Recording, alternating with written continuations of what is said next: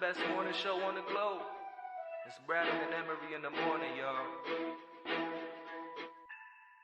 LeBron or Jordan, either one when I'm performing. Crossover, buzzer beater and I'm scoring. Bradley and Emery in the morning. Every play they on it. Every day I'm balling. Who's the coach? Who's the GOAT? Like Brady and Belichick, best show on the globe. And they embellish it. Y'all paying Ziffy. I'm Ken Griffey or maybe Mahomes. I stay in the zone, whether man to man or play in the zone. They can't stop me. Mayweather boxing. Curry with the shot, man. We just the best to be. Can we have our SP, please? This was meant to be. Every morning with Bradley and Emery.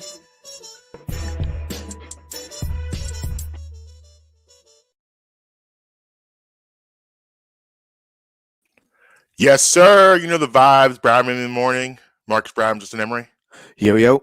I'm all sorts of thrown off because I put my glasses down and I don't know where I put them. No, we're off the rails already. Yeah, I was sitting down. I was watching the countdown. It was like 30, 29, 28. And I was like, oh, man, I don't know where my glasses are. But it is what it is.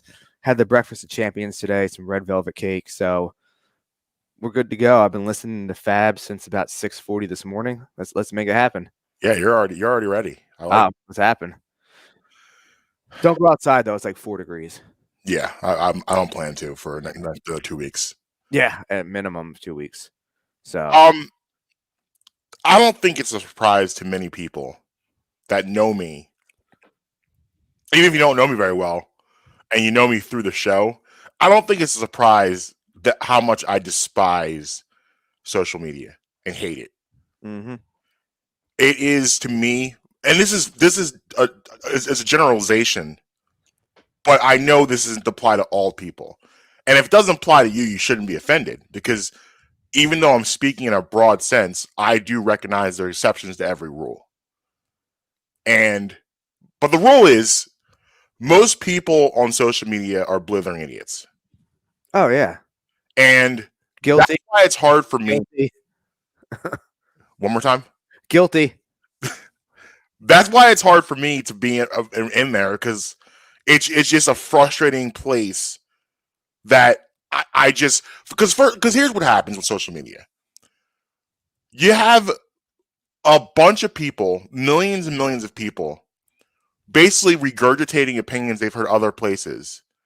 And if their following is large enough, they can get away with saying something maybe someone else said, and it could be stupid, but it'll get a lot of attention from their followers. Like, think about that in itself. Followers. Like, that just sounds ridiculous in itself. We're following people. Like that it myself, I don't want to follow anybody. I don't want to do that. I don't. And the reason why is because while following can be helpful in certain situations, like for instance, if we were in the same building and it was on fire and you knew where the exit was, I would follow you out of the building. However, following also can be dangerous if you're following the wrong examples. And on social media, we have a tendency to follow the wrong examples. And Monday when I came on here, and we broke down the Eagles debacle. We talked about Jalen Hurts. We discussed in length why he is not the franchise quarterback. I feel like throughout this entire season, you and I both have been extremely fair talking about Jalen Hurts. We've both said ad nauseum how much we like him, how much we think he's a good kid. We think he has incredible intangibles. We've talked about that ad nauseum. I'm getting nauseous saying it again, but I feel like we've said it so much. But it's not good enough for people. That's not good enough for people. Because we have a group of people out here that want to anoint Jalen Hurts as the franchise quarterback. Well, I got news for you. He's not. Okay? He's not the franchise quarterback. Now, because of the circumstances the Eagles face and what next year looks like as far as what's happening in the draft, there's a chance, and maybe a good chance, that Jalen Hurts returns next year as starting quarterback for the Philadelphia Eagles. However, that doesn't mean he should be your answer for the next 15 years. he is not the best quarterback in this division. Dak Prescott still, despite all that happened the end of the season with the Cowboys, despite them losing in ridiculous fashion on Sunday, he still is better than a starting quarterback for the Philadelphia Eagles. You look around the league at all the division leaders, everyone that won a division. Emmanuel Acho said this, and I thought it was poignant, so I'm echoing him. I'm following his good example. You look at all the division leaders and look at every team won division. It's because they had a franchise quarterback. It's rare. It's very rare in the NFL you can win without having the guy. And haven't we learned this lesson before? What happened last time, Eagles fans, when you were so quick to anoint someone as your savior? Last time I checked, this man's name was Jalen, not Jesus. Okay, you guys are out here running around like the 12 disciples, and I'm telling you right now, you're making the same mistake you made with the previous quarterback. Now, here's the difference. Here's a big difference here. I understand more on that end why people wanted to give Carson all the chances. I get it. What is Carson Wentz? He's 6'5", 240 pounds. Looks like a replica of Ben Roethlisberger. On top of that, he also gave you an MVP season. He gave you an MVP season. So to hang on to him to dear life and clutch, it makes sense. I get it. I understand until he decided he didn't want to be here anymore, while a lot of people hung on to him. That makes sense to me. This does not make any sense to me at all. Why you are hanging on to a guy that can't do something fundamentally important to being an NFL quarterback. I don't get it. I don't understand. You can like him. You can. There's nothing wrong with liking him. There's nothing wrong with rooting for him. There's nothing wrong with being in love with his story. There's nothing wrong with wanting him to be successful. But there is something wrong with you trying to convince yourself that this kid has all the necessary characteristics to be the franchise quarterback of this team for the next 15 years. And it makes you sound and look stupid. You look dumb. You're bringing up Kyler Murray's performance. You're bringing up Mac Jones' performance. You're bringing up Dak Prescott's performance. What in the blue hell does that have to do with Jalen Hurts being the franchise quarterback for the next 15 years? They all stunk up the place. They ished the bed. We know that. However, again, what does that have to do with Jalen Hurts not being able to read windows, throw the ball downfield, and make proper reads? It has nothing to do with that. You can't bring up you know what you sound like? You sound like that kid in class that someone does something they're not supposed to be doing, but he gets caught for it, and he says, well, she was doing it too. That's what you sound like. You sound like that she was doing it too, kid. No, that has nothing to do with you. You got caught. I love when you talk like this. Yesterday we talked briefly, and you kind of knew this was coming. And I said to you yesterday, this frustration with these people that have this infatuation with Jalen Hurts, and they're so, that's the problem. Isn't that really the problem with society today? Is that everyone wants to be right. Who wants to be wrong? No one wants to be wrong. But the problem is when you don't adapt to new information, it makes you look like a fool. How can you not adapt after watching that disaster, that dumpster fire that was Sunday afternoon? How can you still stand fast in the fact that he's going to improve drastically where you want him out there for the next 15 years? That's what this is really about. That's what it's about. That's what this really is about. I can say yes, Jalen Hurts this year, I can say he improved as an NFL quarterback. I can say I saw him get better. But did he improve enough to say I want him as my quarterback for 15 years? No, he hasn't. And the things that he needs to improve upon are things that I just don't know it's possible for him to improve upon. I don't think it's possible. I just don't. I don't know how you just all of a sudden not have a noodle arm anymore. I don't know how that works. I mean, you can lift weights, you can get bigger, but I don't know how all of a sudden you decide that you're not going to play the position like a college quarterback and you're going to learn how to anticipate throws. I don't know how you do that. Because listen, in 2016, when Carson Wentz was a rookie, he had an up and down year like most rookies do, but we saw him making NFL-type throws. We said, oh, that's an NFL throw. Oh, that's an NFL throw. Made mistakes, of course, but we saw the throws. We saw it. Then 2017 happens. We know how that went. That's why after 2017 it was so hard to let that go. Why do you think Frank Reich brought him over there? Frank Reich brought him over there based on 2017, saying, I can get this kid back. Was he burnt? Yes, he was burnt. But I understand the calculated risk. We get that. I can rationalize that in my brain. I just feel people are just like, and it's weird. Like, is this fan base just not as smart as we think we are? Because I'm just seeing this way too much. Like, I feel like this Jalen Hurts situation and this Jalen Hurts cult is not the exception to the rule. It's most people I'm seeing commenting on social media. Oh, it is. Give him a chance. You're not being fair. It's only his first year.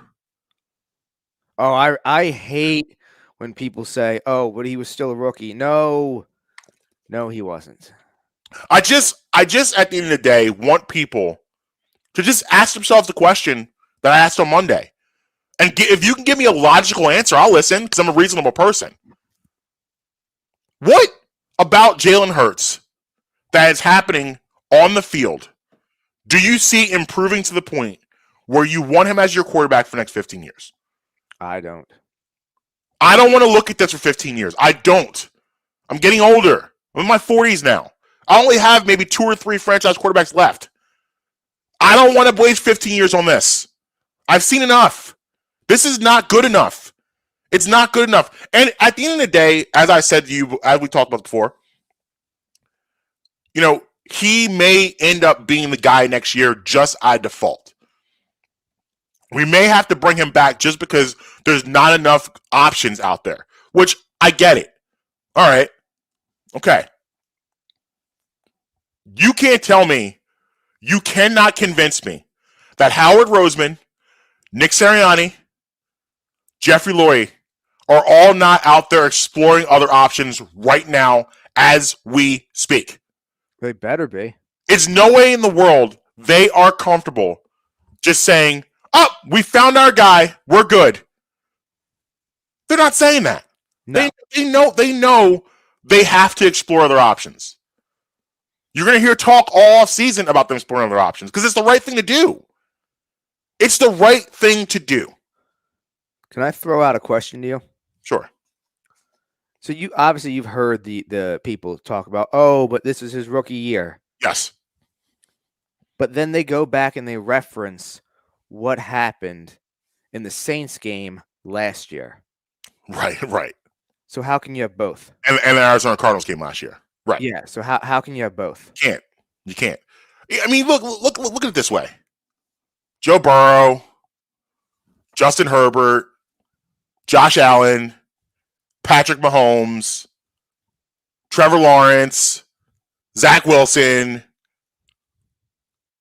Jalen Hurts. Do you remember that game in Sesame Street? One of these things does not belong. What name does not belong in that group. Well, you can even go for what about, there's a lot of young quarterbacks. There's Lamar Jackson, Yeah, you can throw Lamar in there. Mac Jones. Lamar, which is a better version of Jalen Hurts, really. Yeah. More athletic. He's basically the same guy, but Lamar Jackson is way more athletic. Kyler Murray. Yeah. Dak Prescott. Yes. Mac Jones. Yes. Would you rather have Jalen or Tua? Ooh. Oh, man. That's... Let me ask you this. I mean, it's basically we talked about this during the season. Like the Dolphins were just kind of a better version. Well, basically, they didn't make the playoffs, but they got such a bad start. They played similar football. It's basically a similar system they're running because Tua is the same thing. Tua doesn't have a great arm. No. So, I really love this new chair I got. I'm lounging back and everything. Feeling good. Feeling good. New chair. Who this? I'm about to blow a gasket over here. over this, because I can't do it. These people out here. Oh, you got a guest joining us in a few minutes. Wait till you hear what he has to say about Jalen Hurts. You really, you might blow a blood vessel over there. I can't do it. I don't know what these people are looking at. I don't know what you're saying. Like I want my quarterback to be quarterback-ish. That's why I want my franchise. I want to be proud of my franchise quarterback. When I talk about my quarterback, I want to be able to poke my chest out. Like I don't want to, like when everyone's talking about their Burrows and their Herberts, and that kind of talk. I don't want to be over there. Well, what my quarterback did? He wrote a letter to the Washington football team about their terrible banister. That's what he did. How about that? Oh man, my quarterback is a good dude. He's a good guy. He studies really, really hard. No, I want to say my quarterback could throw a football through a brick wall. That's what I want to say. That's the kind of talk I want to have. I don't want to be talking about how good a person my quarterback is. I don't care what you're doing when you're not playing on Sunday. I don't care. All right, then. Fair enough. Well, we got our guest on the line. Yes. You're about to blow a blood vessel, it looks like. I am. Joining the show, Alan Vickers is here. Yo, gang. It seems you're pretty mad about what are you mad about? Bryce Harper? Ben Simmons? I am highly upset about the Jalen. We're called the Jalen Hurts cult. Oh yeah, I'm part of it. I'm you're a member. You might be the founding father, actually. So listen, I'm gonna give you a couple minutes because I've been talking now for about 15 or 20. Mm-hmm. I'm gonna give you about 2 or 3 minutes, and then I'm gonna verbally obliterate you and your opinion. Oh my god! All right, so give me a starting point. What's my starting point? Why? Well, okay. Here's what we'll do. Okay. I'll ask you the question that I've posed on Monday. Yes. And I came back with today. Looking at Jalen Hurts, projecting out, what do you see that's going to improve that you want him to be your starting quarterback for the next 15 years? I think decision-making will improve. I think that if he has some wide receivers that he can trust in the upcoming season, which Allen Robinson may be available, Calvin Ridley may be available. There's going to be wide receivers in the draft. I think that would help. I know that people are so down on Jalen Hurts right now. I mean, he didn't play great. No, they're not, Alan. No, they're not. No. Most people are. I've seen Twitter. I've seen Twitter.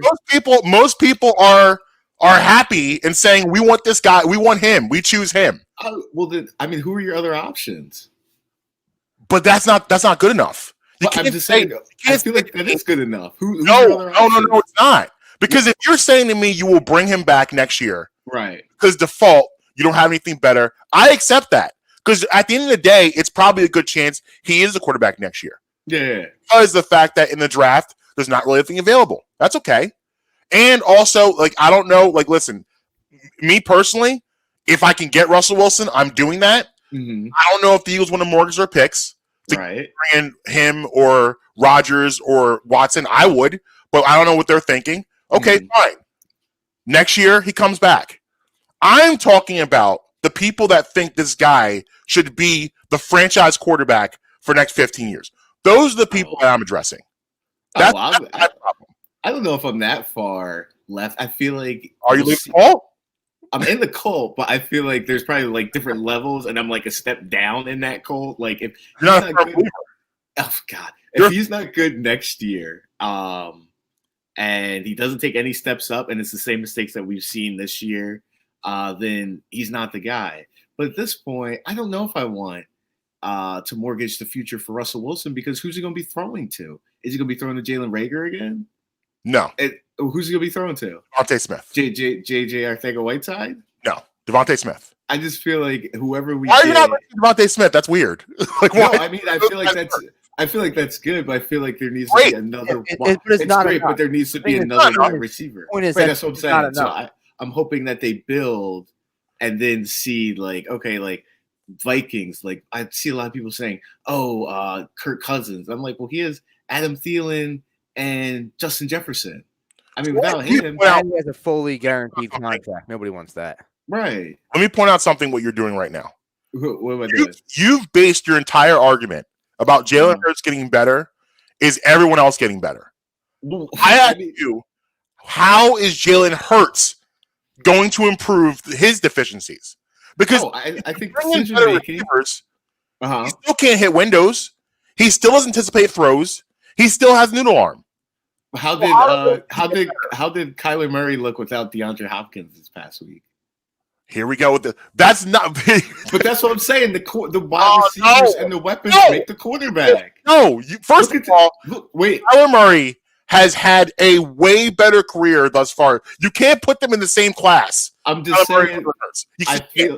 Kyler Murray has proven way more than Jalen Hurts has. Right, he had a bad game, but he's a better quarterback. Jalen Hurts, like Dak Prescott, horrible week. Right. Kyler Murray, horrible week. Mac Jones, terrible week.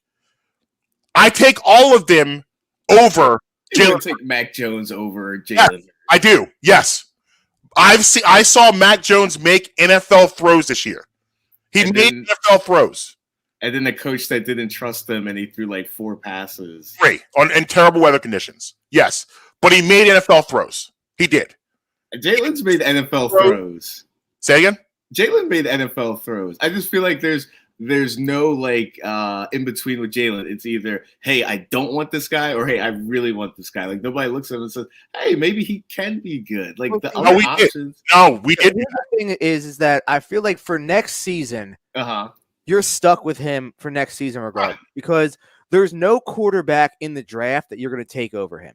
Right. He's the best. Like if he was coming out right now with this crop of quarterbacks, he might be the number 1 overall pick because he's better than all of the other quarterbacks coming out right now. Here for quarterbacks, definitely. And for the past, in all fairness, for the past 3 months, Justin and I both have been like, let's wait and see. Let's see. We've said for a long period of time, we would like him to be our guy because he has all the intangibles.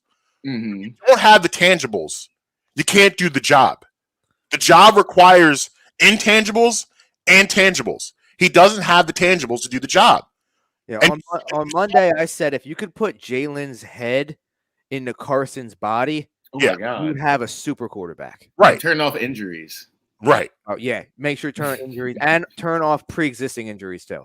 Right. Yeah, pre-existing injuries. But at the end of the day, it's for me, it's not about next year. I'm looking 10 years down the road.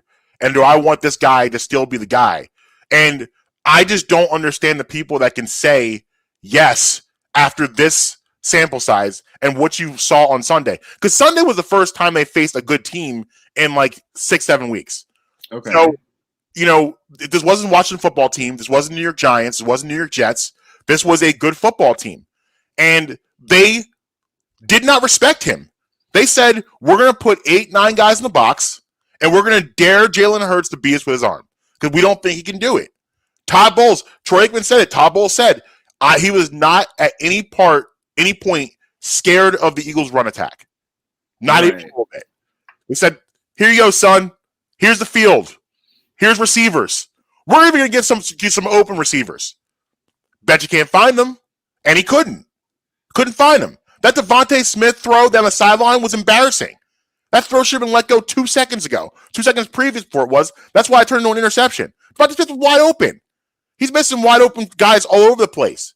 He's not because he doesn't understand because he quarterbacks like a guy that's in college. College, you wait till the guy's open and then you throw the football. NFL, you got to be able to anticipate the throw. You got to be able to throw guys open. You got to be able to hit spots. He can't do that. So do you think that anticipation can be developed, or no? Is this just it for him? No, I've seen enough. Like I know he's not the guy for. Like I said, next year, fine. He's not the guy for the next 10 years. He's not. You're not. Because when will he ever be the best quarterback in the division? Dak Prescott is better than him. Still, now better than him. He's a better quarterback. Don't make that face. He's a better quarterback than him. Stop it. Stop. Dak is better. Dak Stop. Prescott with better weapons is better than Jalen Hurts. I'd love to see Dak Prescott with throwing to Jalen Reagor and Devontae Smith, and that's it. And Dallas Goedert. I think he fared pretty well. I'm better than really. Well, I mean, don't get me wrong. Goddard and Smith are good targets to throw to. I think they're. No, I'm not saying they're bad. Three, it's just Rager. Like, let's I'm sub saying out more. Allen Robinson, Devontae Adams. Let's sub out Jalen Rager for Allen Robinson. Right. I think Jalen's a much better top 10 quarterback. Oh, he was a top 10 quarterback this year, wasn't he? 11. So would you rather? So if you According had to PFF, he was. Don't stop with PFF. What? What are your eyes telling you? I What are your eyes telling I you? feel like I'm on a Joe Rogan podcast. I'm presenting facts, and you're just like, no. What are your eyes?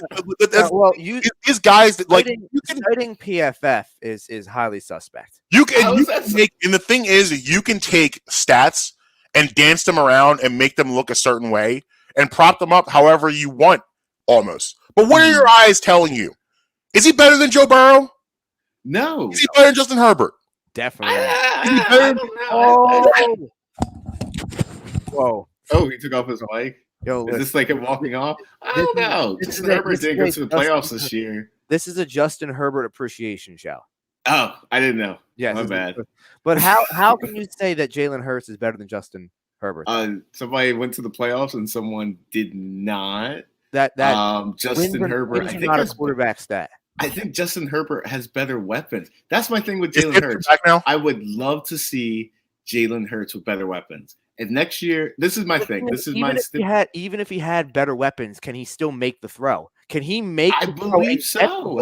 How are we going to know if he's made throws this year that weren't caught? A wise man once said, "It's not the tools, it's the carpenter."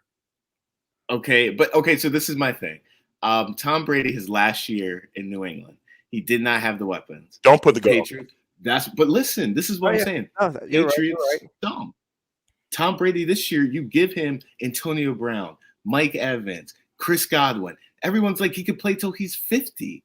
So, like when he was playing with those non-weapons, people were like, oh, he's fell off the cliff. He stinks. He should retire. You give him weapons, he's much better. I think that weapons enhance the quarterback. And I'm not saying Jalen Hurts is going to be like Tom Brady. I don't think he's going to be like Peyton Manning, but I think he can be a better quarterback with more weapons.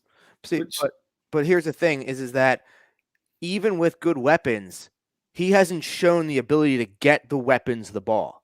Now, It's one thing if he was getting the ball to the receivers and they were dropping them. Now, that happens sometimes. Goddard has some drops. Everybody has some drops. But more often than not, the ball doesn't get to where it needs to be. And that's not on the weapon. That's on the one delivering the ball. Devontae Smith should have had over 100-yard receiver on Sunday and at least one touchdown. It's the fact that Devontae Smith is not a 1,000-yard receiver is a major red flag on the person delivering the ball. If he's running the ball, that's taking away yards from everyone else. Why they ran the ball is because he can't throw the ball. I think don't get me wrong. They have a mauling offensive line. You got to play to your strength. Like that that's what I'm offensive saying. line plows. I'm not taking away from that. But part of the reason why they had to rely on the offensive line to plow so much is because the quarterback can't make the throws. But I guess my thing is with that is no one says that about like Ryan Tannehill with Derrick Henry.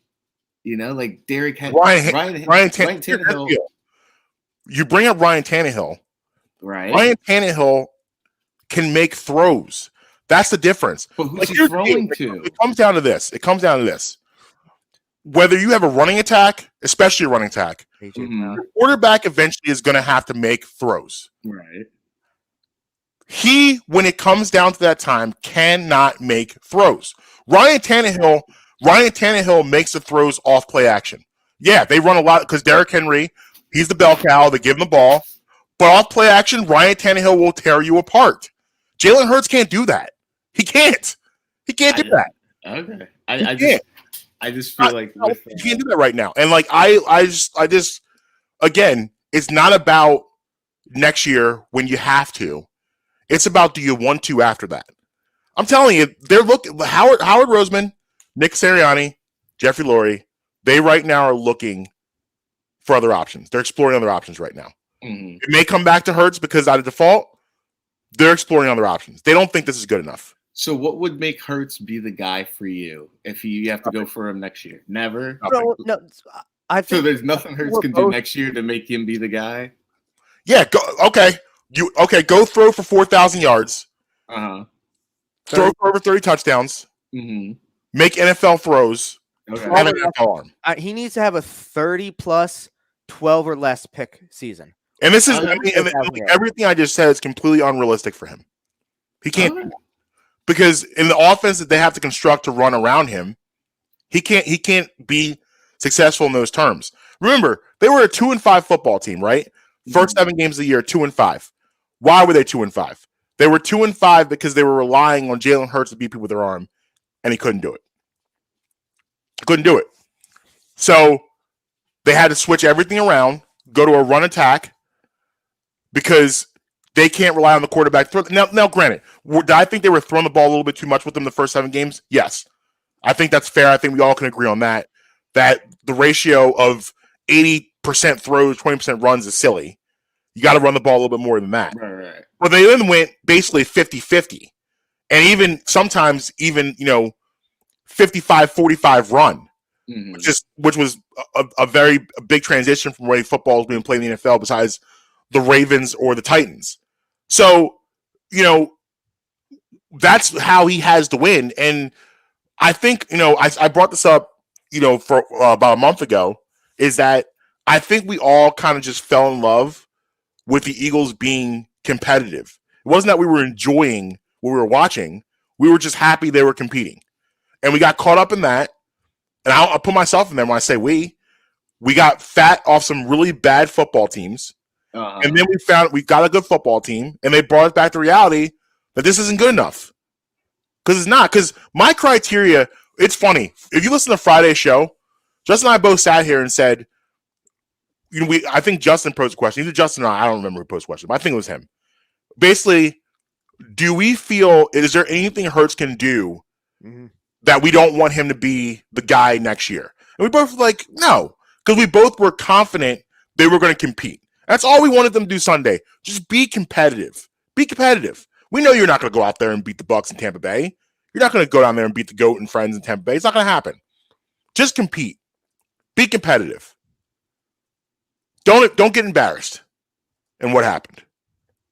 They got embarrassed. They had their doors blown off, and he looked like he looked the first 7 games of the year.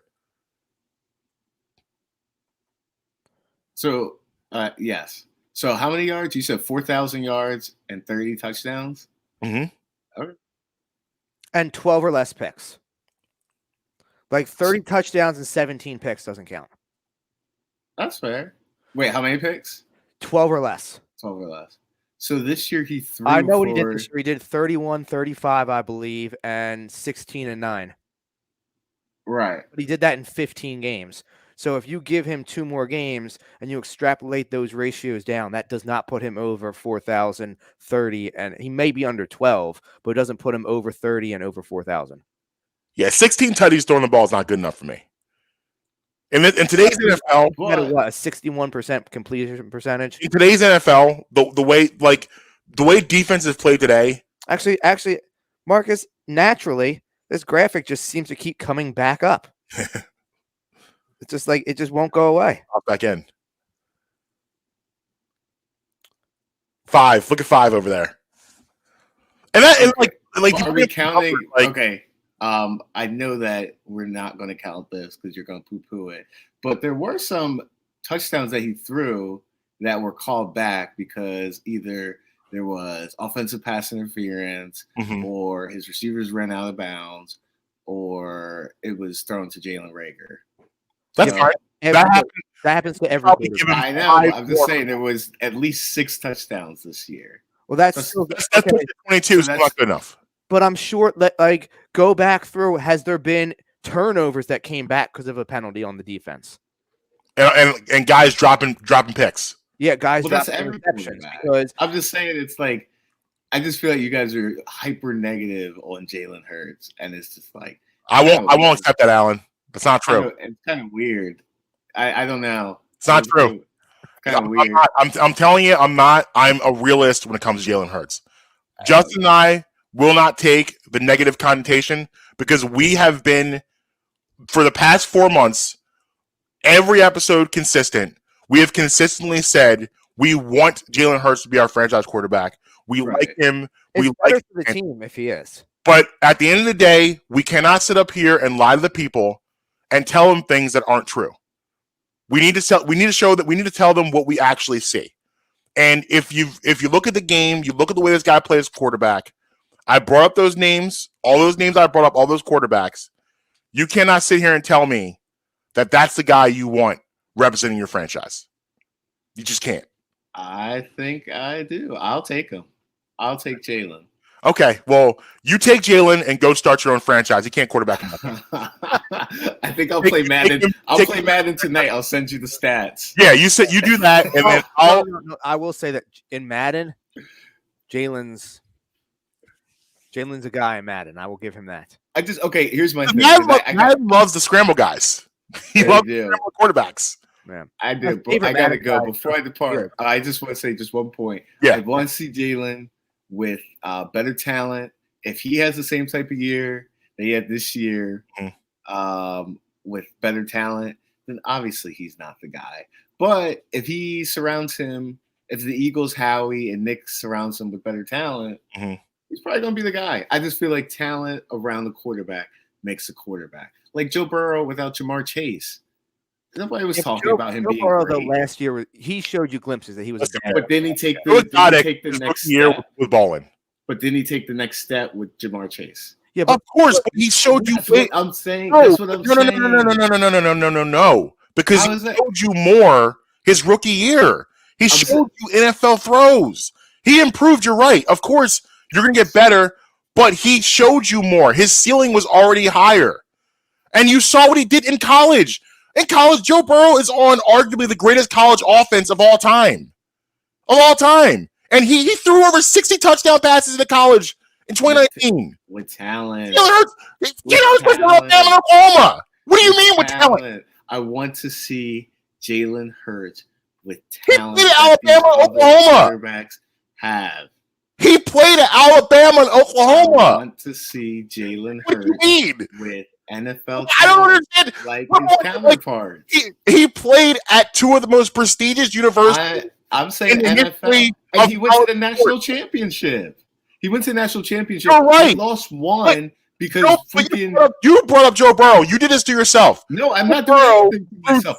I'm saying that I want Jalen Hurts to have the NFL talent that other wide receivers have. Who do you think Joe Burrow would rather be passing to? Jamar Chase, T. Higgins, and whoever else they have, or Devontae Smith and Jalen Rager and Greg Warren? Here's what it is. Both points can be right. Who would Justin Herbert rather be thrown to? Devontae Smith and whoever else, or Keenan Allen and whoever else they have? So, here's what it is. But the thing, no, Justin Herbert's different. That man can throw the ball the whole field if he really wants to. But I'm saying, okay. you take out, put Justin Herbert on this squad. You put Jalen Hurts out in San Diego. Justin Herbert performs better with these receivers than Jalen Hurts performs in San Diego. That is no questions asked. There's no way you actually Burrow. Here. No way you actually believe that. Jalen Hurts in Cincinnati. Burrow is better here. I do. Jalen Hurts to Jamar Chase. They're better to Jamar Chase. They're better quarterbacks. They're better. Hold on. I just think you don't weigh talent the way you should. Talent I surrounding do. quarterback. I think Hold on. talent doesn't solve all problems. You're not great. Hold on. Does he need better weapons? Yes. Yes. There's no disputing that. He does need better weapons. But he hasn't shown you that he can still get the ball to those weapons. So if you could be the worst golfer in the world, but if I give you the best set of golf clubs, that won't make your game any better. Mm-hmm. You have the best equipment. If you're not capable of using it, it's not going to help you. But before we let you get out of here, quick take on the Sixers. I don't know. Get James Harden, get De'Aaron Fox, Buddy Hield. Just get rid of them. Yeah, it makes me so sad. It really. Are you talking about Ben Simmons? Yeah, that defeated me, Ben Simmons. Yeah, because it's like how what the heck? Sixers could be really good. They could be better than they are, or worse because he's taking touches away from Embiid at this point. Like who knows? Like just start over, blow it up, get rid of Tobias. I'm sorry, I was definitely right about Tobias. So I don't care. Yeah, his cookie place may be good. I have to try that place. Tobias. Whoa. The what? What place? He has a cookie shop. It's called like Crumble or something. Who? Tobias does? Yeah. Tobias owns Crumble? Yeah, he owns a Crumble in Philly. Philly. No, Crumble. We know about the Crumble. We didn't know Tobias owned that. Yeah, we didn't know Tobias owned it though. Yeah, he owns it. Plot twist. I had no idea he was part of it. Yeah, the Tobias Harris hate is a little unfair in the sense that he doesn't fit the system. What the Sixers want to do on the offensive side of the ball, and the way he plays basketball, it doesn't fit. It's not a natural fit the way they're playing now without Ben Simmons. I think he's struggling to kind of figure out where to fit in there. It's just such a bad contract that I just don't know how and who's taking that contract. But overall, honestly, for as tumultuous that offseason was, how they came in the year, being ravaged by COVID injuries in December, the fact that they're about 2 games out of first place, I'm very happy with they're on the court, and they're still a very entertaining product. Yeah. And I'm super excited. I'm super high on Tyrese Maxey. I want to see Seth Curry. He's a guy I need Embiid to get in his ear a little bit and say, "Yo, bro, I'm gonna need you to start hoisting up some more shots up here. We need you at a 20-point game scorer every game, not just when you feel like it. You need to be 20 plus every game." But this is kind of who they're going to be for the rest of the year. I don't think the Simmons situation is ending before summer. And Harden's the free agent. I actually believe he is coming here in free agency. That'd be nice. We'll see how that works out. But the Simmons thing isn't wrapping up till the summer. But I'm still, like I said, they're still enjoyable. I'm into them. I think they've persevered. Embiid right now is playing, as Charles Barkley said, like the best player on the planet. Him taking his game to the next level, bringing the ball up the court, his vision and passing out of the double teams now is elite.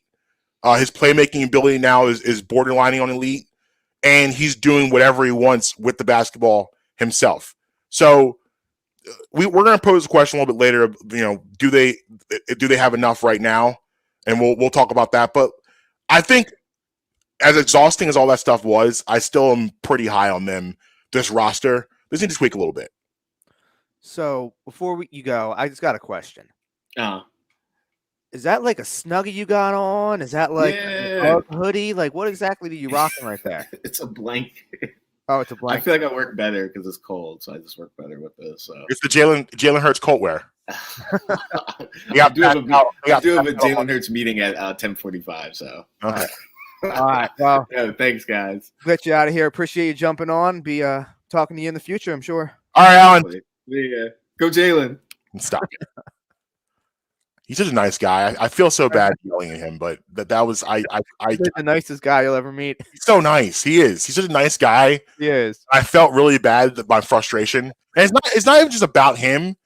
It's he became the face of my frustration. Exactly. I could put a face on it, but he is so many people out there with this irrational thought process that Jalen Hurts is going to just naturally become someone different next year. Like it comes to a point where you are who you are.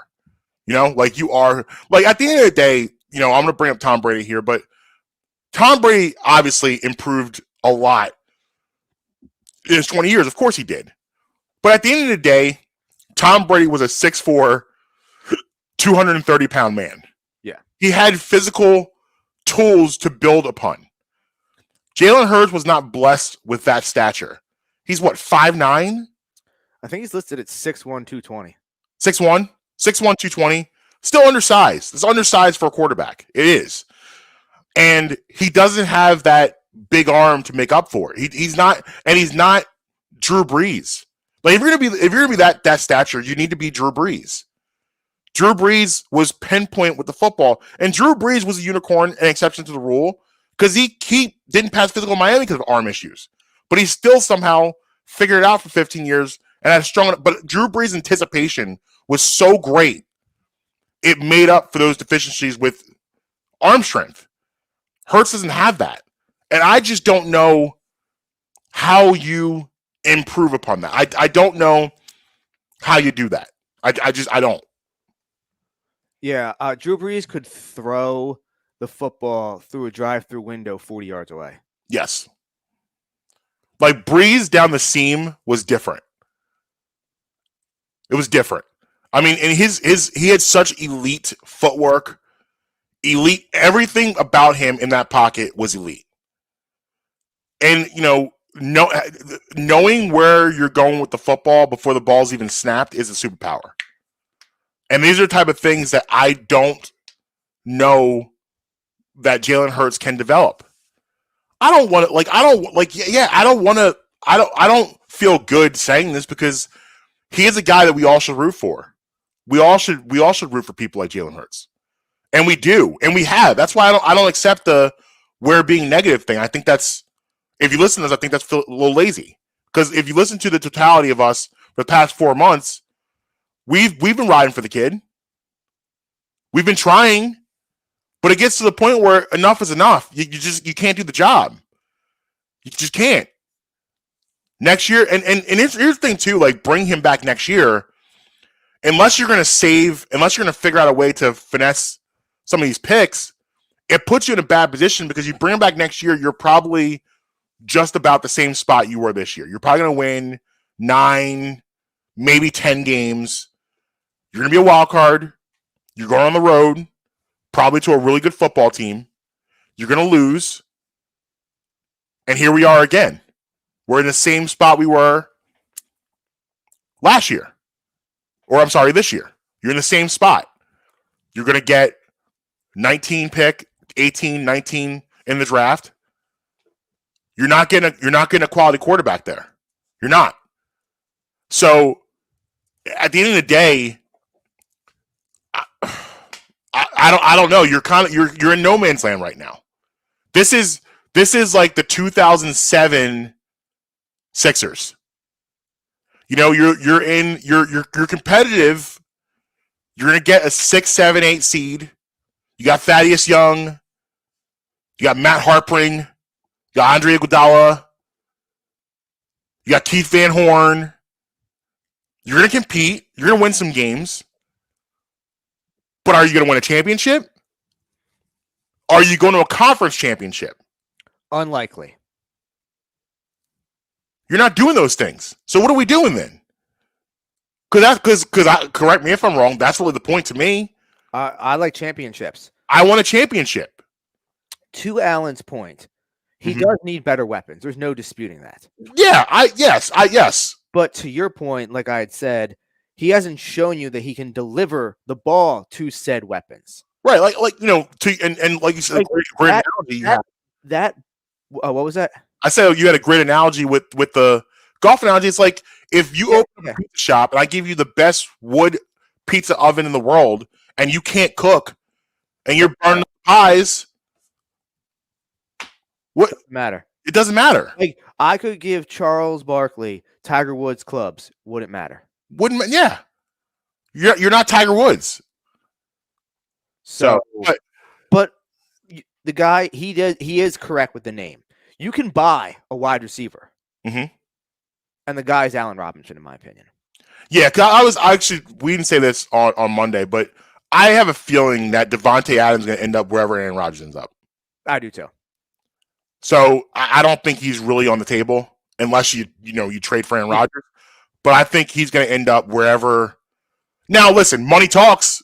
Don't get me wrong, money talks. He's come out and said before that wherever Aaron is, he'll give them the first chance of negotiation. He's come out and said that. Now, that doesn't mean he's going to, but he'll come see you first. Right. Whether that's Green Bay, whether that's Denver, whether that's Carolina, whether that's Pittsburgh.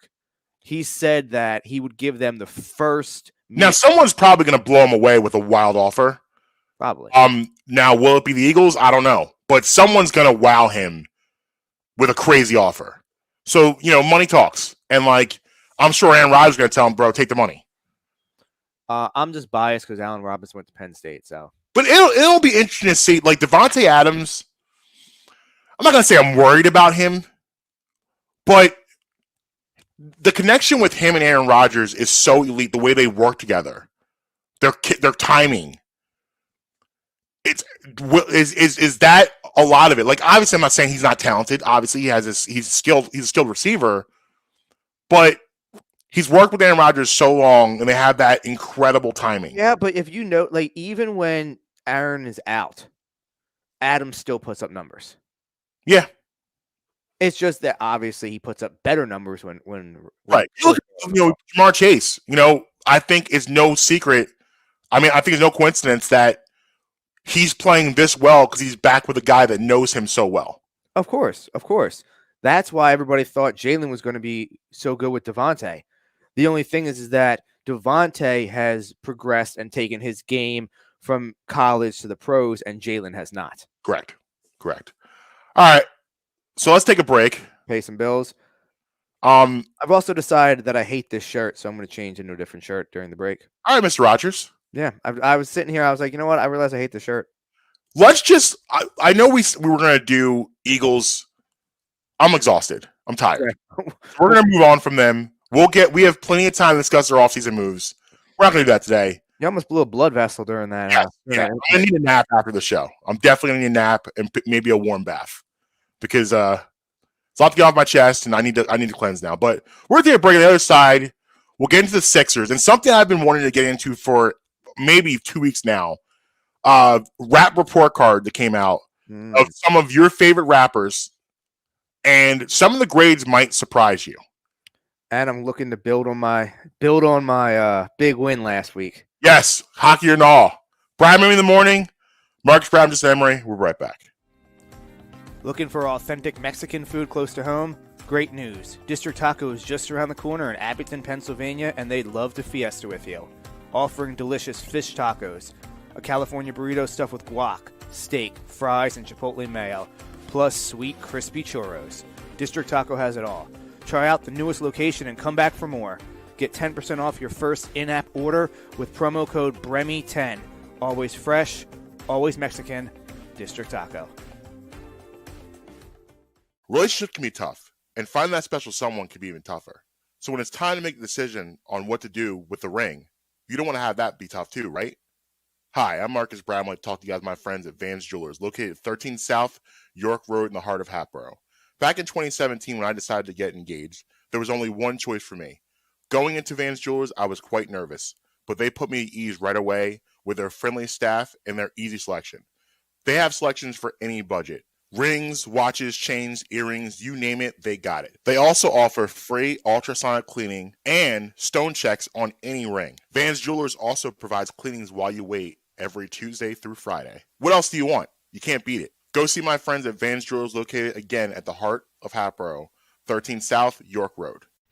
Justin here. Let me tell you about my friends over at Beef Jerky Outlet. A family-owned business, Sharon and Michael have the best jerky around. They have a huge selection to choose from, but always make sure to try my personal favorite, the Honey Barbecue Turkey Jerky. Don't think they only have jerky for sale. They also have the best supply of sauces, marinades, and rubs for all of your new recipes. located at 110 Lincoln Highway, right by Oxford Valley Mall. Head on over there, go in and say, yo, Justin sent me. Every Friday, we're bringing you bits. But it's especially hilarious to me knowing what I've seen happen in McDonald's locations over the years. Hell, what I've done in McDonald's locations over the years. Hits. Always winterize your pipes. I think that is such a funny... And everything in between. See, it's the opposite. You don't see it, and he was totally about eating that baby. We are Twitty and the Brand. We're going to ruin something that you love. New episodes weekly on all your favorite podcast streamers. Yeah, man. Welcome back. Brad in the morning. Marques, Brad, Justin, Emery. Yo. Got some facts of the day today. Okay. January 19th. All right. 1809, Edgar Allan Poe is born. Telltale Heart. Quoth the Raven. Nevermore. We also have 1952. The PGA approves participation of black golfers. Oh. I believe it was 1916 is when it started. That fact just came out the other day. So, yep. 1972, Sandy Koufax becomes the youngest elected Baseball Hall of Famer at only age 36. Wow. Younger than Max Scherzer is right now, who will one day, be alongside him. Let's see. 1993, production. Iconic children's movie. Toy Story begins. Yeah, that's what I thought. Yeah, Toy Story was a game changer. Oh, yeah. Definitely was a game changer. 2007, the first McDonald's drive-thru opens in China. Wow. What do you mean how? I said wow. Oh, I was like, I don't know. I was like, what do you mean by how? I don't know. They built it and then they opened it. I don't know. It's just wow. The 2007 drive-thru was something. I mean, when was the first drive-thru McDonald's opened? Probably the 50s, 60s, maybe. Yeah, that's wild to think of 2007. They just got a drive-thru.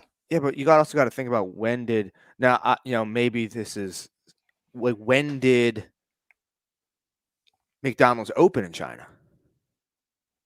Right. I don't know. But product review time. What do you think? I'm in. All right. So from our friends at the Beef Jerky Outlet, we have product review for this week is Captain Tom's Slappin' Fat Bacon Flavored Ketchup. Okay. Yes, that is a pig with a captain's hat sitting on a mountain of tomatoes. That's a t-shirt.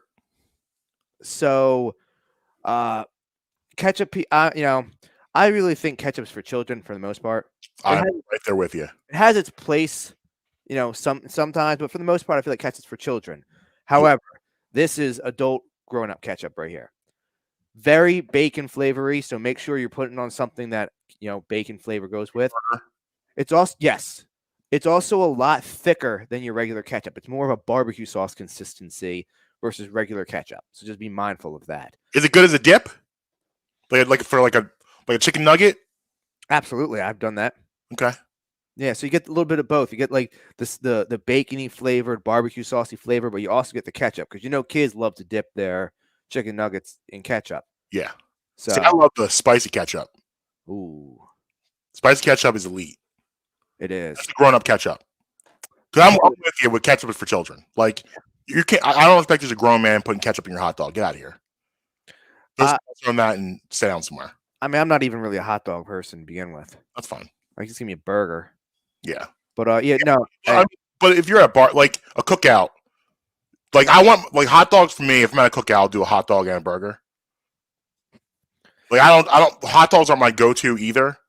However, yeah, I will, or a brat. I love a good brat. Well, yeah, I'll have a brat. But as far as a hot dog goes, I have one hot dog every 3 years. Okay, that's fair. But yeah, I try to have a burger man. I try to have a burger every 3 hours if I can. Yeah.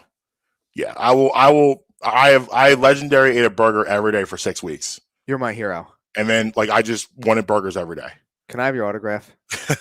And like I could eat like whenever I go to a restaurant, it's usually a burger. I just love burgers. I just got a. Have you ever been to Casey Alley in Ambler? No, heard of it though. No. Well, maybe I have been there. So I got their firecracker burger the other day. You got the what there? What'd you get there? Firecracker burger. Okay.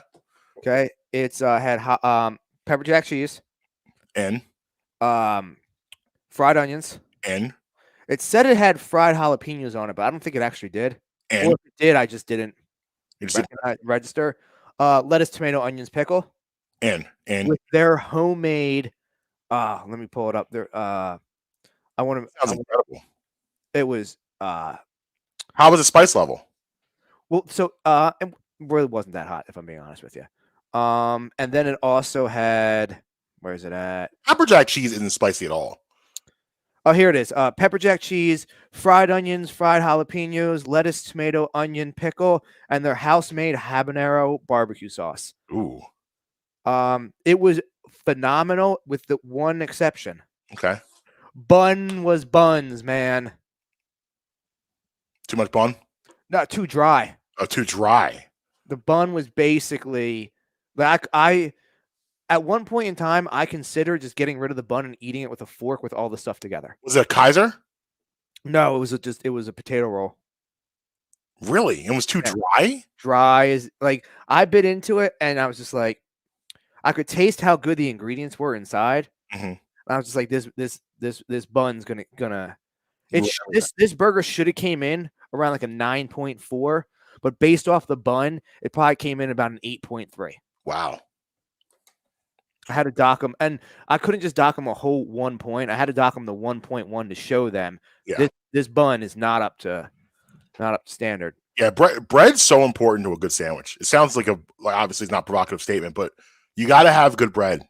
The bread is so important to a great sandwich. Absolutely. That's why East Coast sandwiches are the best, because the East Coast has better water to make better bread. Yeah, that's what I've heard. Like I'd say from maybe like Virginia Beach up through Maine up into like the eastern side of Canada, that whole area, best bread in the country.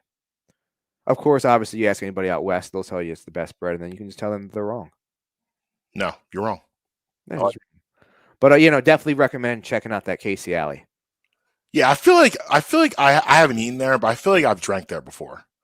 So I used to date a girl that lived in the Ambler area, and I'm pretty sure I've been there some point in time in my life. Yeah, it was right on the strip. I've been at the Rita's right there several times. We used to be able to walk there, and then I think I was at that movie theater. I'm sure. Right, there's like a train station there, and there's all that stuff's there. So, so you're good to go with that. What do you want to do first? You want to do your report card, or you want to do some hoops? Let's talk some hoops. All right.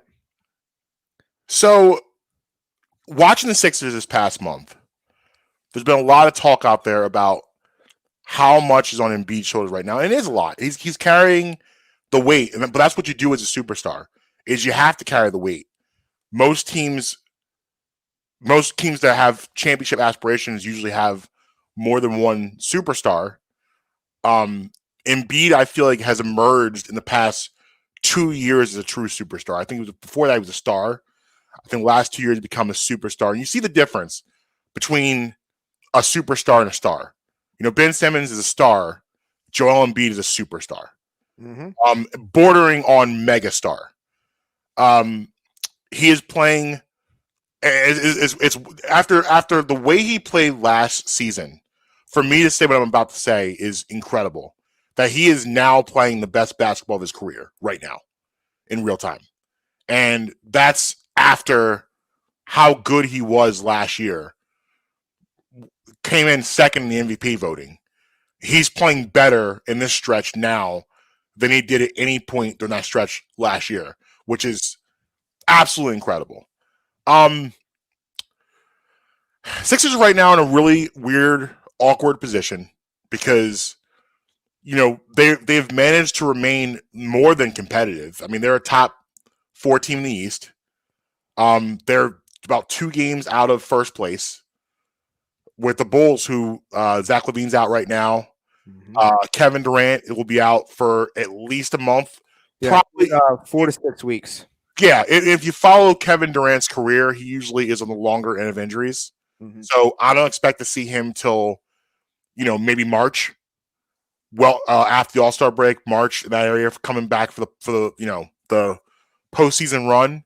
So the Sixers have a chance to move up a little bit here. The Heat just got back Bam Adebayo Monday, I believe he came back. So they're working him back in. So they're back to almost full strength. Kyle Lowry's out for personal reasons. We don't really know what that's about yet. So he missed the game Monday because of that. So who knows how long he'll be out. So they're kind of at full strength. But the Sixers right now are as healthy as really they can be. You got Shake still out. Matisse injury isn't that serious, so he should be back relatively soon. But again, you're in an awkward, weird position because you're in no man's land with missing a big piece to all of this. So Joel Embiid has had to carry a lot of the load, and you see he's trying to do his best to fill some of the Ben Simmons void. This is the first time you've ever seen Joel Embiid consistently initiate offense, bring the ball up, setting up guys. He's trying to do some of that stuff now that he's never done before. Eventually you're going to get to the playoffs, and where I think the Sixers will probably end up, they'll probably get the 3 seed. I think they'll be at 3. Problem was all said and done. I think they can get the 3. If they play really well, maybe 2. Because again, Brooklyn, you're missing Kevin Durant. Harden's been in and out. Irving only plays road games. So you could maybe catch them. It might be a little unrealistic. You could maybe catch them. But I think 3 is reasonable where they can end up, which is a familiar spot to them because that's where they've been for most of this run. They've been a 3 seed. They were a 4 seed in the bubble, a 4 or 5 in the bubble. But other than that, they were the 1 seed last year. And I think they've had 2 3 seeds. So you're going to be a 3 probably. Yeah, I don't see them getting into the top 2, like you said. Yeah, it's going to be tough. It's going to be tough. But as long as they can get home court for the first round, right? That's the most important thing. And then you end up, you're going to see, if you're a 3 seed, you're going to get Charlotte, New York, one of those type of teams. You'll probably win that series. And then you're back to round 2, struggle round. And this is where it becomes interesting because you're going to end up getting a Miami, a Milwaukee, a Brooklyn. You're going to see a team like that. And it's so hard. It's so tough because, it's exciting in a sense of what I said before that we've never seen this movie before. However, I've kind of come down a little bit on them as far as the run they can make this year. I know I just said, that I think they can get to the conference final, but that also was preface of them being able to get a higher seed than 3. I think them at 3 puts them in a really bad position because you're not going to avoid the Miami, Milwaukee, Brooklyn. You're getting one of them. Now, Miami, I think, is your best shot to get to the conference final. They can get Miami. I think they can beat Miami. It'll be tough, but I think they can beat Miami. I find it hard to believe them being able, if you're dealing with Kyrie, Kevin, and James, I find it hard to believe they're going to win that series. Milwaukee, I think Milwaukee probably is the worst matchup for them going forward. Probably constructed right now because of the chemistry Milwaukee has, and they already have been there, they've already won, and I think that's probably the worst matchup right now. So I guess what I'm trying to gather from people is isn't Embiid enough right now to get you where you want to go? Because at the end of the day, it's still getting to a championship, even if Ben Simmons not in the picture. And are you okay with them not making a move for the rest of the season and letting the chips just fall where they are?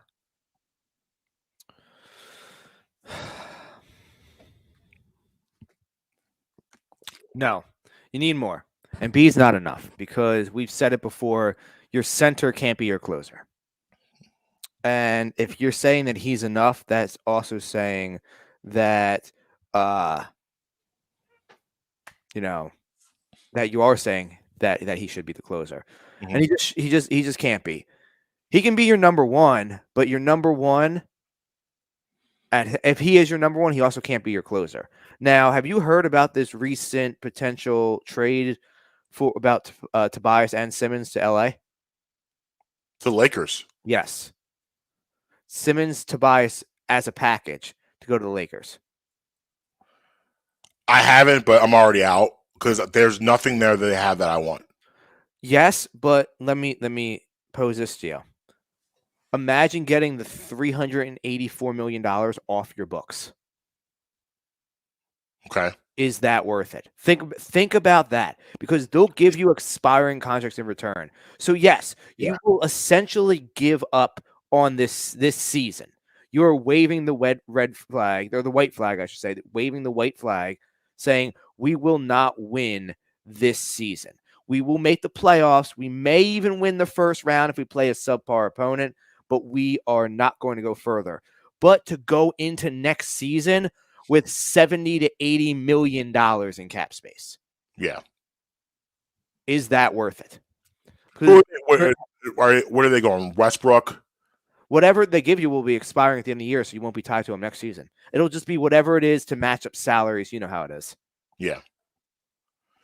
There's real value in that, in moving Tobias and Simmons' contract off these books. Yeah. I mean, I guess the petty side of me, Simmons in LA, exactly where he wants to be. Whatever. He's LeBron's issue. You know what I mean? Yeah. That's something that has to seriously be considered.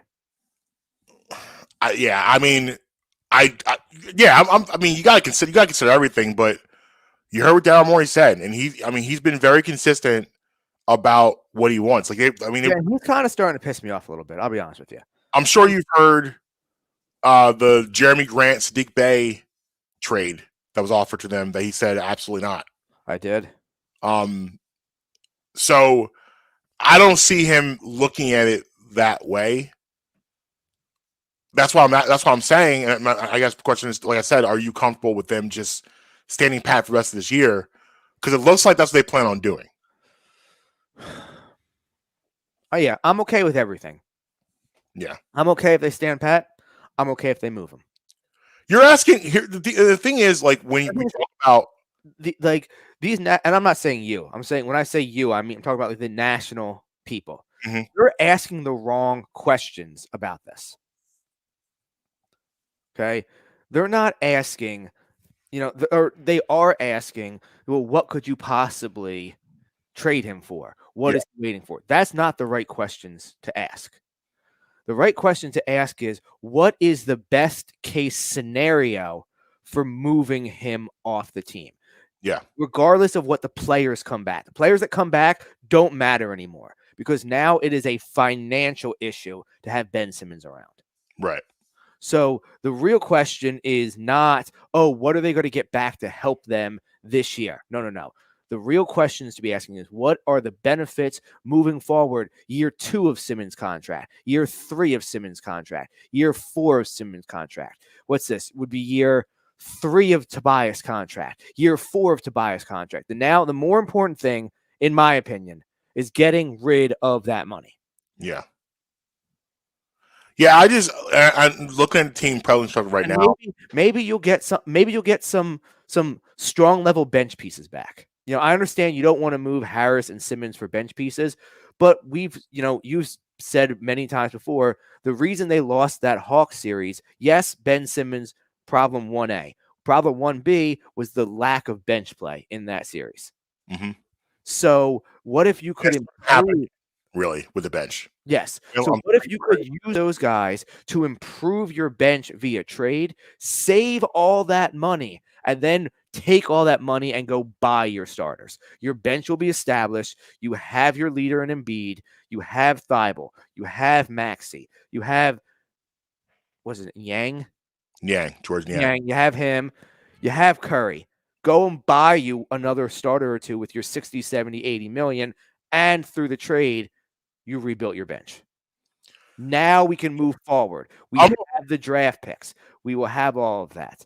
But it requires the same thing. It requires a long, hard look in the mirror from the Eagles front office. Yeah. About this.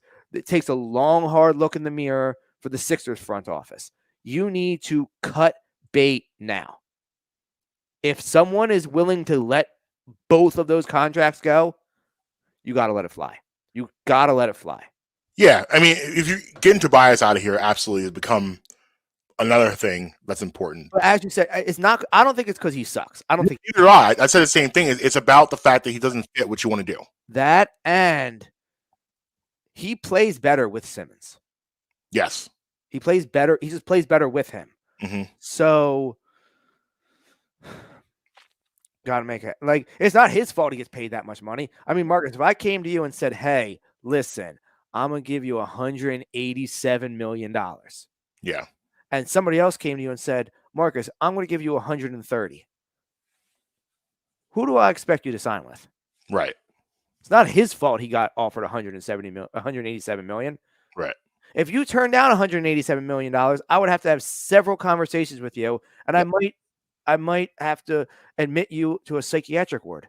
Yeah. I mean, all valid. And yeah, I agree with everything you just said there. I look at this team right now and like, I don't know how much more you can ask of Tyrese Maxey. He's averaging 16 points a game right now. How much more this season? Like now, eventually, like we do think he hasn't hit his ceiling yet. He's going to get better, but how much more can he improve this year? None. Because none, marginally. To get to the conference finals, you're going to have to ask him to be averaging over 20 points a game, and that's tough. Seth Curry is a guy that I feel you can still get more. You can still squeeze and get more out of him. I think sometimes he's a little too hesitant for me. I like to see him get more shots up because he's a marksman. He's a knockdown shooter. So, and you've seen he's capable of giving you big scoring nights. Yep. So I would like to see more out of him. That's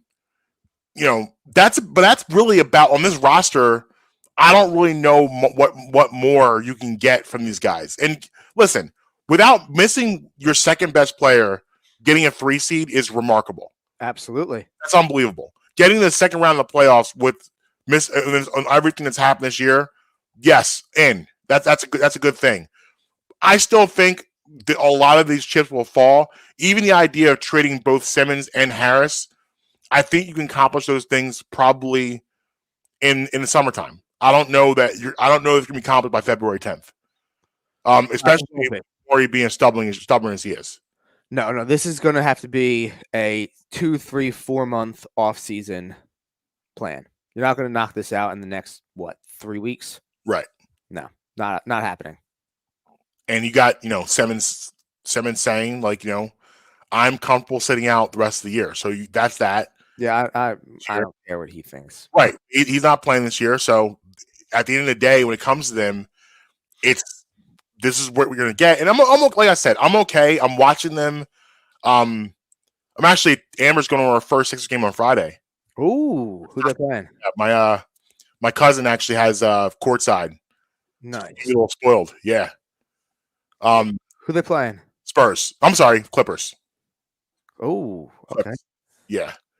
So, but I'm supporting. I'm enjoying watching them. Like they're not a bad watch. They're playing consistently well. They're 9-2 in their last 11. I'm in. And then you got the Magic coming in tonight. Got the Clippers on Friday. A little homestand. I expect 2 dubs there, and them to keep moving forward. And honestly, we'll see. It is, like I said, it is a little exciting to me that we really don't know what's going to happen in the playoffs. We really don't know. We don't. And for the past couple seasons, we kind of knew we felt good about the Hawks series. We're like, oh, we got the Hawks, yes. But we were very quickly disappointed with that. And it kind of turned into exactly what we've already seen. So, yeah, we'll see. I don't know. But, yeah. You're going back to school, right? What's that? Going back to school with some report cards? Yes. So, do you remember like when report card day used to come around? Yeah, and certain kids would be out there just sweating. Oh, yeah. The sweats coming in, not knowing that you had to take that you had that shady brown envelope. Oh, card in there. And you were just like, I really don't want to open this. I don't want to do this. I don't want to. I'm afraid what may happen here, and how, and like, so taking mom or pops. So when I was in high school, and they would do like quarterly report cards. Mm-hmm. But by the time I was in high school, everything was like printed out. You didn't get the envelope, like the orange envelope anymore. It's got like printed out on a piece of paper with all your grades on it and everything. Yeah. Now, I don't know if they did that at other high school, what I'm about to say, in other high schools, but they did it at mine. Mm-hmm. They would rank you how your grades did against all the other kids in your grade. So it would literally give you like for example, there was 294 kids in my graduating class. I was consistently around 60 to 80 out of 294. Wow. So it would come and would have all my grades, and it would be like, 67th out of 294. I don't know if that did that at other grades, at other high schools or not. But I can tell you this. It made you want to really, really beat the dumb kids because you're like, I can't be lower than them. Can't be lower than them. Got to get up here. Everybody knows who the dumb kids are. Right. You're like, oh, or like, like sometimes you get a test back and you're like, they got a what? Yeah, right. So my favorite was not the zeros. It was when people got like 7%. But that was great to see.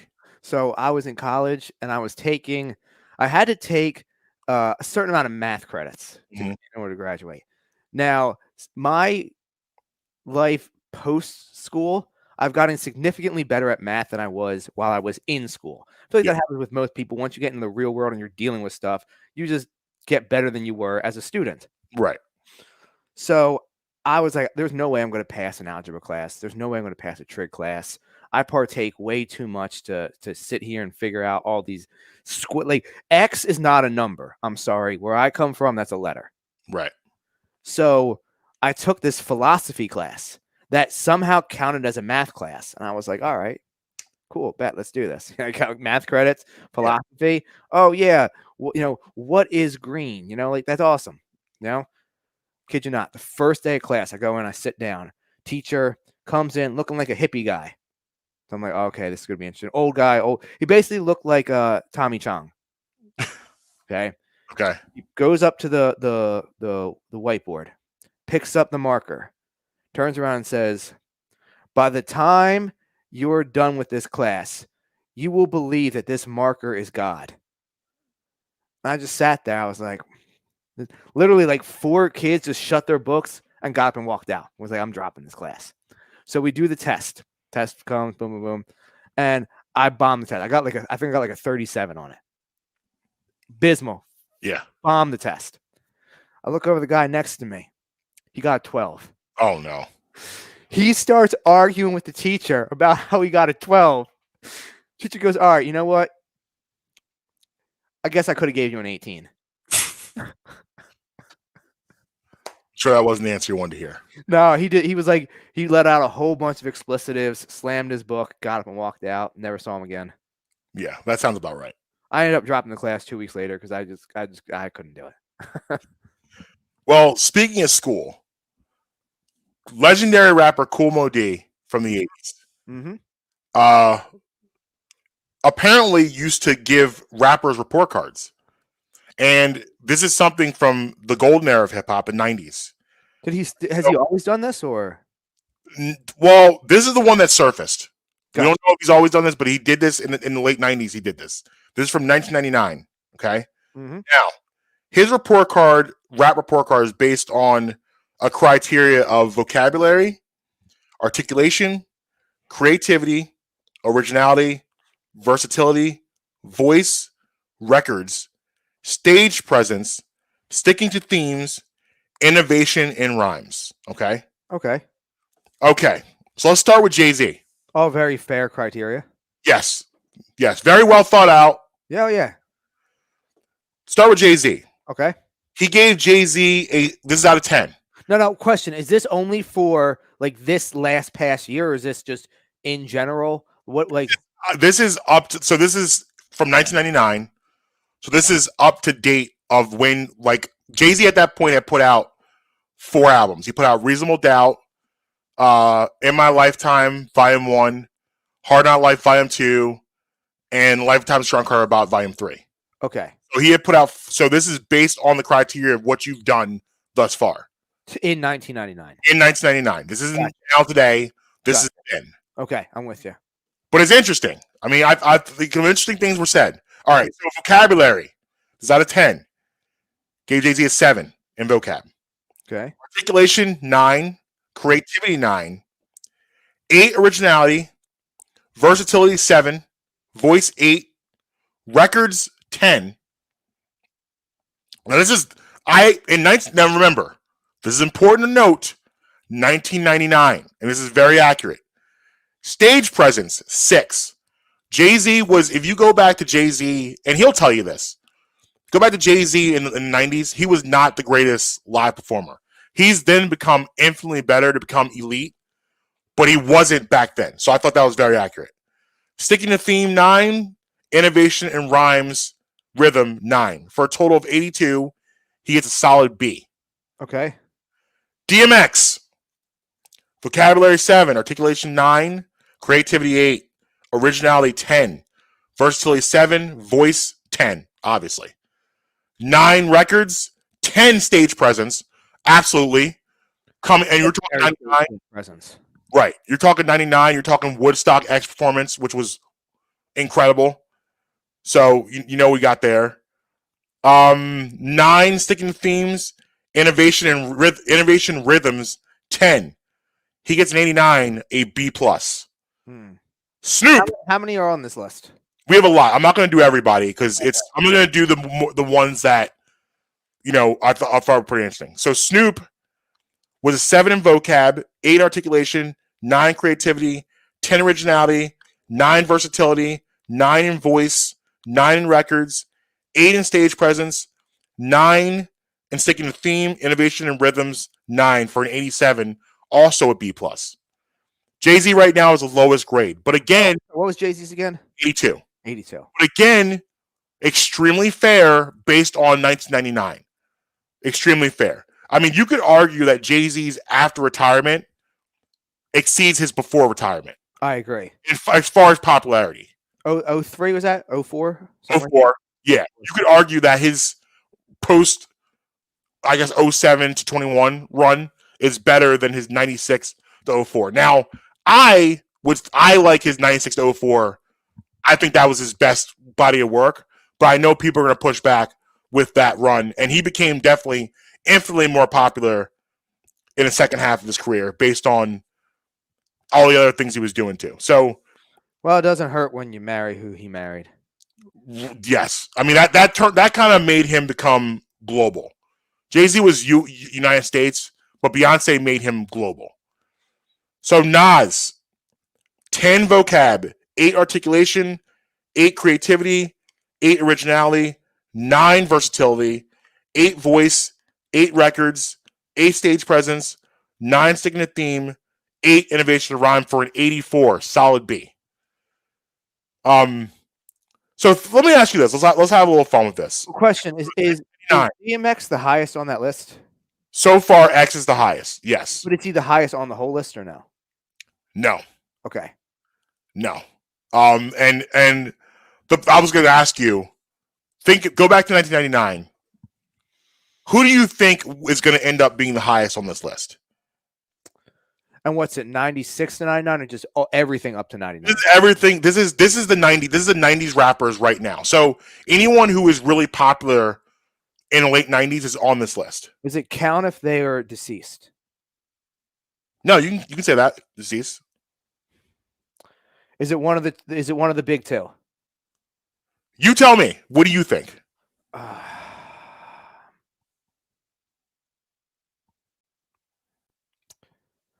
Is it big? You think it's Biggie? I do. Go right to Biggie. Okay. Okay. So Biggie gets. I'm sorry, I lost my. There it is. Biggie goes 9, 9, 10, 9, 9, 10, 10, 9, 10, 10 for a 95 A+. Okay. But he is not the highest on here. Now, Tupac 9, 10, 10, 9, 10, 9, 9, 9, 10, 8 for a 93. Okay. Um, Big is the 95, you said? Say again? Big's 95? Yes. Yes. Big's 95, Tupac's 93. Now, the other A on here, this is the only this is the other A on here that's not. I'm sorry. There's a couple A's on here. Tretch was also an A. Method Man was an A, which I'm in. I think they're both. Tretch especially is a big time underrated lyricist. I'm sorry. Busta is an A too. Busta's an A, and those are the A's. Except this is my only surprising A. This is a surprise to me. But I guess 99, okay. Mystical gets an A. Wouldn't be for me. 9, 9, 10, 10, 8, 9, 8, 9, 8, 10 for 90. So who's the highest? Now, when I say the name, you're going to say, oh, okay. Lauryn Hill. Yeah, it's harder for me to push back against that. Lauryn Hill goes 10. I didn't even consider putting her into it, and that's I actually blame myself for not considering that. Well, it's hard because Lauryn Hill's sample size is so short. Yeah. At the score 96, and then what was her grade? So our total was a 97. Okay. She goes 10, 10, 10, 10, 10, 10, 9, 9, 9, 10. Which I have no pushback on. It is, and again, I understand why for people it's not where you immediately go because her sample size is so short. Right. You had Score and then Miseducations in 98, and then she was gone. Humor me. Who was the worst one on the list? Oh, hold on, let me get back in there. That's funny. The worst one on the list. Let's see. Let me just go right to the grades.